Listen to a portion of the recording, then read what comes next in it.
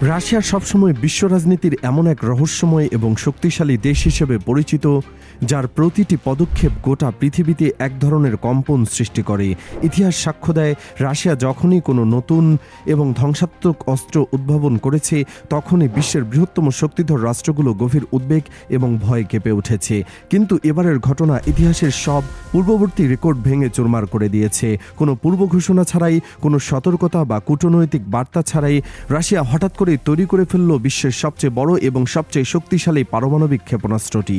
দূর থেকে দেখলে মনে হবে এটি মহাকাশে পাঠানোর জন্য তৈরি কোনো সাধারণ রকেট, কিন্তু বাস্তবতা হলো এটি একটি পারমাণবিক বোমা, যার ধ্বংসলীলা সম্পর্কে মানুষ এখনও সঠিক ধারণা করতে পারেনি।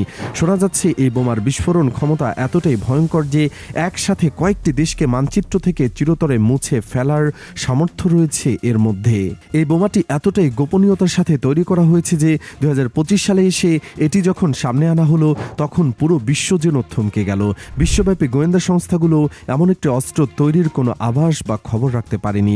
রাশিয়া এখন পর্যন্ত এই অস্ত্রটির কোনো আনুষ্ঠানিক নাম ঘোষণা করেনি, তবে গোয়েন্দা এবং সামরিক বিশ্লেষকদের গোপন রিপোর্টে এটিকে ট্রেজার বোম্ব 2.0 নামে অভিহিত করা হয়েছে। এর আগেও রাশিয়া ট্রেজার বোম তৈরি করেছিল, যেটি 1961 সালে পরীক্ষামূলকভাবে বিস্ফোরিত হয়েছিল। সেটিই ছিল তৎকালীন সময়ে পৃথিবীর ইতিহাসের সবচেয়ে শক্তিশালী বিস্ফোরণ। এই বোমার বিস্ফোরণের ক্ষমতা ছিল প্রায় 50 মেগাটন। এটি এতটাই শক্তিশালী ছিল যে বিস্ফোরণের ঢেউ পৃথিবীকে প্রায় 3 বার আবর্তন করে এসেছিল। আর এই নতুন বোমাটির বিস্ফোরণ ক্ষমতা যদি হিসাব করা হয়, তবে তা প্রায় 100 থেকে 120 মেগাটন। দ্বিতীয় বিশ্বযুদ্ধের সময় আমেরিকা যে বোমাটি জাপানের হিরোশিমায় ফেলেছিল, যার নাম লিটল বয়, সেটির শক্তি ছিল মাত্র 15 কিলোটন। রাশিয়ার এই নতুন তৈরি করা বোমাটির সাথে হিরোশিমার সেই বোমার তুলনা করলে বোঝা যাবে রাশিয়ার এই বোমাটি প্রায় 8000 গুণ বেশি শক্তিশালী। কেবল কল্পনা করাই সম্ভব, যদি এই বোমাটি আসলে কখনো ব্যবহার করা হয়, তাহলে তার প্রভাব কতটা ভয়াবহ এবং ধ্বংসাত্মক হতে পারে। একটি বোমার বিস্ফোরণে একটি দেশ নয়, একাধিক দেশ নিশ্চিহ্ন হয়ে যেতে পারে। সূত্রমতো এই বোমাটি তৈরি হয়েছে রাশিয়ার সাইবেরিয়ায় এক অত্যন্ত গভীর এবং অত্যন্ত গোপন অঞ্চলে। জায়গাটি এতটাই গোপন এবং নিরাপত্তা বেষ্টিত যে স্যাটেলাইট দিয়ে সেখানে স্পষ্ট কোনো ছবি তোলা সম্ভব হয়নি। ছবিগুলো সবসময় ঝাপসা বা ব্লার থেকে গেছে। প্রায় 2000 বিজ্ঞানী, ইঞ্জিনিয়ার এবং গবেষক এই প্রকল্পে কাজ করেছেন। কিন্তু সবচেয়ে আশ্চর্যজনক বিষয় হলো, প্রকল্পের সর্বোচ্চ দায়িত্বে থাকা রাশিয়ার প্রেসিডেন্ট ছাড়া আর কারো পক্ষে এই প্রজেক্টটির সম্পূর্ণ রূপরেখা বা উদ্দেশ্য সম্পর্কে জানা সম্ভব হয়নি। একজন শুধুমাত্র ফিউজ বা সুইচ তৈরির দায়িত্বে ছিলেন, কেউ কন্টেইনার তৈরি করেছেন, আবার কেউ শুধু রেডিয়েশন নিয়ন্ত্রণের কাজ করেছেন।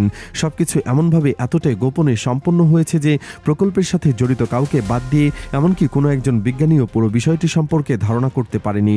কোনো পক্ষে অন্য পক্ষের কাজ সম্পর্কে কিছুটা জানতো না, এমনকি তারা টের পর্যন্ত পায়নি যে তারা আসলে কি তৈরি করছে। এই বোমার আরেকটি ভয়ঙ্কর দিক হলো এর প্রযুক্তি। এতে প্রচলিত ইউরেনিয়াম বা প্লুটোনিয়ামের বদলে ব্যবহার করা হয়েছে এক নতুন ধরনের ফিউশন উপাদান। এই নতুন উপাদানটি সাধারণত ফিউশন প্রক্রিয়ায় তুলনায় অনেক বেশি শক্তি সম্পন্ন করতে পারে। বিশেষজ্ঞদের মতে বিস্ফোরণের ফলে শুধুমাত্র তাৎক্ষণিক একটি বিশাল শব্দ বা বিস্ফোরণে ঘটবে না, বরং তার চারপাশে কয়েকশো কিলোমিটার এলাকা জুড়ে ভয়াবহ তাপ, মারাত্মক রেডিয়েশন এবং বায়ুদূষণ ছড়িয়ে পড়বে। অনেকে আশঙ্কা প্রকাশ করেছেন যে যদি এই বোমাটি কোনো জনবহুল শহরের উপর ফেলা হয়, তাহলে সেখানে বহু বছর কোনো প্রাণ টিকে থাকতে পারবে না। সেখানকার পরিবেশ এমনভাবে বিষাক্ত হয়ে যাবে যে সেখানে বসবাস করা অসম্ভব হয়ে পড়বে।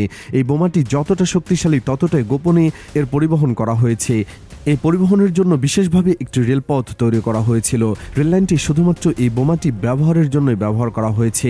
বোমাটি নিয়ে কোনো প্রকাশ্য বা বিস্তারিত তথ্য পাওয়া যায়নি, কারণ এটি এমন একটি পরিবেশে এবং নিরাপত্তার মধ্যে তৈরি করা হয়েছে যাতে কেউ এর কাছাকাছি যেতে না পারে। এমনকি আধুনিক ড্রোন বা উন্নত স্যাটেলাইট দিয়েও এটি সম্পর্কে কোনো স্পষ্ট ধারণা বা তথ্য পাওয়া যায়নি। বিশেষজ্ঞদের ধারণা, হয়তো রাশিয়া এই বোমাটি পরীক্ষার জন্য কোনো নির্জন বা মহাসাগরীয় এলাকায় নিয়ে যাচ্ছে, অথবা তারা এটিকে শুধুমাত্র প্রদর্শনের জন্য রেখে দিতে যাচ্ছে, পুরো বিশ্বকে বোঝানোর জন্য যে তাদের হাতে কি আছে। যুদ্ধ না করে শত্রুপক্ষকে ভয় দেখানোর জন্য এই পদক্ষেপটি তারা নিয়েছে বলে মনে করছেন অনেকেই। এই খবরটি যখন বিশ্ববাজারে ছড়িয়ে পড়ে, তখন আমেরিকা, ইউরোপীয় ইউনিয়ন এবং ন্যাটোভুক্ত সব দেশ গভীরভাবে উদ্বিগ্ন ও নড়ে চড়ে বসেছে। তারা নতুন করে নিজেদের প্রতিরক্ষা প্রতিরক্ষা ব্যবস্থা এবং যুদ্ধ পরিকল্পনা শুরু করে দিয়েছে, কারণ সবাই ভালো করেই জানে রাশিয়া যদি এভাবে একের পর এক অত্যাধুনিক এবং ধ্বংসাত্মক অস্ত্রের শক্তি প্রদর্শন করতে শুরু করে, তবে বিশ্ব রাজনীতিতে তাদের আধিপত্য অনেক গুণ বেড়ে যাবে। বিশ্বের অন্য শক্তিধর দেশগুলোর সামরিক এবং রাজনৈতিক দাদাগিরি বা প্রভাব কমে যেতে পারে।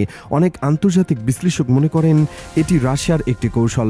বর্তমানে ইউক্রেন যুদ্ধ চলছে এবং পশ্চিমাদের দেশগুলো রাশিয়ার ওপর বিভিন্ন ধরনের অর্থনৈতিক এবং কূটনৈতিক চাপ প্রয়োগ করছে। এই সময় হঠাৎ এরকম একটি মারাত্মক অস্ত্র সামনে আনা মানে সবাইকে একটি স্পষ্ট বার্তা দেওয়া, আমরা এখনও আগের মতোই শক্তিশালী, প্রয়োজনে আমরা আবার অনেক বেশি শক্তিশালী হয়ে উঠতে পারি, তাই আমাদের বিরুদ্ধে কোনো পদক্ষেপ নেওয়ার আগে ভাবা উচিত। তবে রাশিয়া সরকার এখনও এ বিষয়ে কোনো প্রকাশ্য ঘোষণা দেয়নি। গোপন নথিপত্রে এই বোমার নাম দেওয়া হয়েছে অবজেক্ট Z7।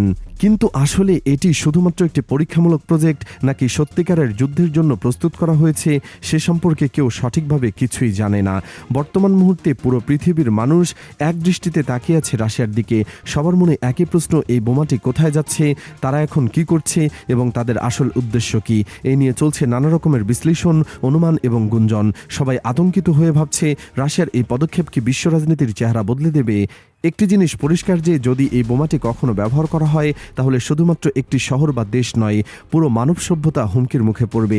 কারণ পৃথিবীতে এত শক্তিশালী এবং এত বড় কোনো বোমা এর আগে কখনো তৈরি হয়নি। ইতিহাসের দিকে তাকালে দেখা যায় একবার যদি পারমাণবিক অগ্নি জ্বলে ওঠে তবে সেটা থামানো প্রায় অসম্ভব হয়ে যাবে। এই ধ্বংসযজ্ঞের ধকল কাটিয়ে ওঠা মানব সভ্যতার পক্ষে অসম্ভব হয়ে পড়বে। এই আশঙ্কাই এখন সারা বিশ্বকে গ্রাস করে ফেলছে।